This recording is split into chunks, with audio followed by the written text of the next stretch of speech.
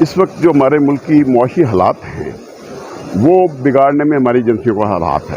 آئے دن جو دھماکے ہو رہے ہیں، ہماری ایجنسیاں تو لگی ہوئی ہیں ہماری حفاظت پہ، ہمیں اٹھانے پہ، جبکہ لگے ہوئے ہیں سارے. گزارش کروں گا دھماکے ہو رہے ہیں ان کی طرف تو کسی کی توجہ نہیں ہے. اور بھائی جاؤ بارڈروں پہ جاؤ، اپنا کام کرو.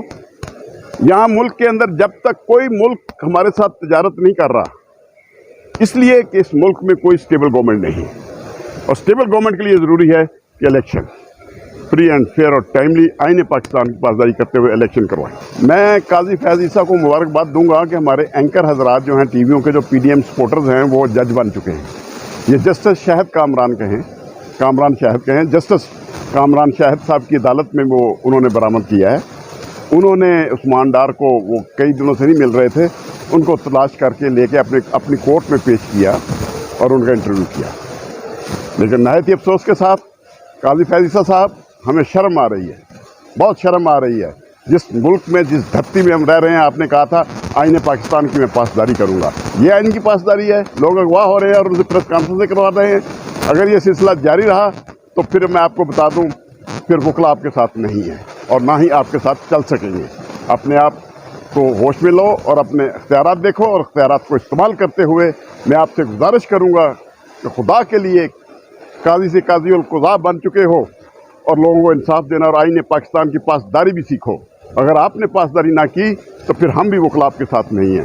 اس طرح اگر لوگوں کو پیش کر کے پریس کانفرنسیں ہوتی رہیں تو یہ ملک کے آئین کی سخت وائلیشن ہے، فنڈامنٹل رائٹس کی. آپ نے ابھی تک کامران شہر کے پروگرام کا نوٹس کیوں نہیں لیا اور کیوں نہیں بلایا عثمان ڈار کو بھی تمہیں اتنے دن کہاں رکھا گیا اور کیوں رکھا گیا؟ اسی طرح عمران ریاض کو کیوں نہیں بلا کے پوچھا بھی وہ کدھر تھا؟ آپ جب تک ان ایجنسیوں کو ان کی اوقات میں نہیں لاؤ گے، آپ پہ بھی ہاتھ پڑ جائے گا. یہ میں آپ کو بتا دوں، اگر وکلا نکل پڑے اس بات پہ تو پھر آپ کو سنبھالنا مشکل ہو جائے گا. ہمارے لیے وکلا کو سنبھالنا مشکل ہو جائے گا. ہم آپ سے گزارش کرتے ہیں ابھی سے آپ چیف جسٹس بنے ہیں، اپنے اختیارات کا استعمال کریں. استعمال کرتے ہوئے ان ایجنسیوں کو ہاتھ ڈالیں اور ان کو ان کی اوقات میں لے کے آئیں، جو ان کے اختیارات ہیں ان میں یہ چلیں. اچھا یہ بتائیے گا سر کہ ادھر وہ سیاست سے کنارہ کشی کا فیصلہ کر رہے ہیں، اعلان کر رہے ہیں، تھوڑی دیر بعد ان کی والدہ کا ویڈیو بیان آ جاتا ہے، تو کیا سمجھتے ہیں کہ زبردستی کسی کو سیاست سے علیحدہ کیا جا رہا ہے؟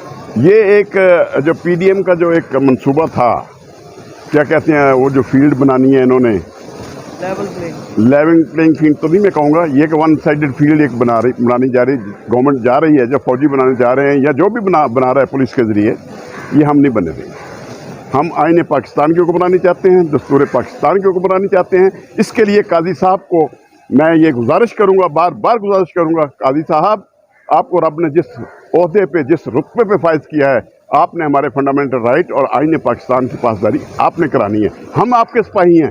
ہم نکلے تھے چوری پہاڑ کے لیے بھی، اور اس کو بھی لا کے کرسی پہ بٹھا دیا تھا. آپ کے بارے میں کیا کہتے ہیں؟ ان کی والدہ کا ہے، جو کہا ہے کہ وہ الیکشن لڑیں گی خواجہ آصف کے خلاف. میں کہتا ہوں ایک بات میں ذہن میں رکھیے، وہ سیالکوٹ کی رہنے والی ہے. علامہ اقبال بھی سیالکوٹ کے تھے. اللہ نے مجھے بھی توفیق دی، میں بھی چونڈا سیالکوٹ کا رہائشی ہوں. یہ ہمارے خون میں ہے، ہم شہیدوں کی اولاد ہیں.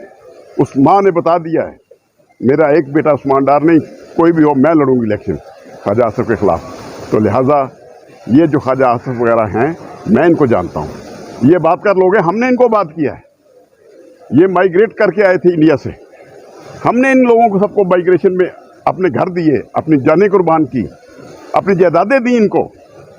لیکن اس ماں کو میرا سلام ہے، عثمان ڈار کی. اللہ اس کو صحت اور زندگی دے، وہ اسی طرح قائم رہی تو میں بھی اس کے ساتھ ہوں. اچھا سر آپ وکلا تحریک چلا رہے ہیں، کافی دیر سے آپ لگے ہوئے ہیں آئین کی بالادستی، لیکن آپ پر، آپ کے دوستوں پر مقدمات درج ہو رہے ہیں. کل سیکٹری لاہور بار پر مقدمہ درج ہوا، اس پر آپ کا کیا ہے؟ میں بتا دوں، سیکٹری لاہور بار جو ہے، عمر وڑائد جو ہے، جو کل اس پہ مقدمہ درج ہوا، میں بھی سیکٹری سپریم کورٹ بار تھا.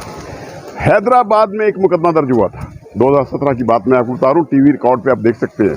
بطور سیکٹری سپریم کورٹ بار میں نے ریکویسٹ کی تھی کہ اس پر جو خارج کیا جائے، جو نہیں کیا گیا تھا. پھر کیا ہوا، ہم نے پورے وکیل پاناما لیگ میں آتے تھے سپریم کورٹ میں نے سب کو پکڑ کے اپنے کمرے میں بند کر دیا. دوسری بات، اس وقت کے اٹارنی جنرل اشتر اوصاف اور مخدوم علی جو اس وقت کے وزیر اعظم نواز شریف تھے، اس کے وکیل تھے، ان کو پکڑ کے میں نے اپنے کمرے میں بند کر دیا تھا. اس وقت کے چیف جسٹس ثاقب نثار صاحب میرے کمرے میں آئے تھے اور انہوں نے کہا تھا یہ जो है बाजवा क्या कर रहे हो? मैंने कहा जी जब तक ये मुकदमा खारिज नहीं होगा मैं इनको नहीं छोड़ूंगा। उन्होंने कहा जी शाम में वादा करता हूँ शाम तक मुकदमा खारिज हो जाएगा आपका, और शाम को मुकदमा खारिज हो गया था।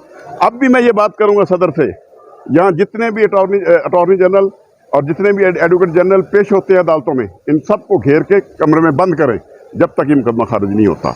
इसका एक ही तरीका है, वरना ये पुलिस हमारे सर पे चढ़ जाएगी। हमने कानून की बात करनी है, दस्तूर की बात करनी है, आईन पाकिस्तान की बात।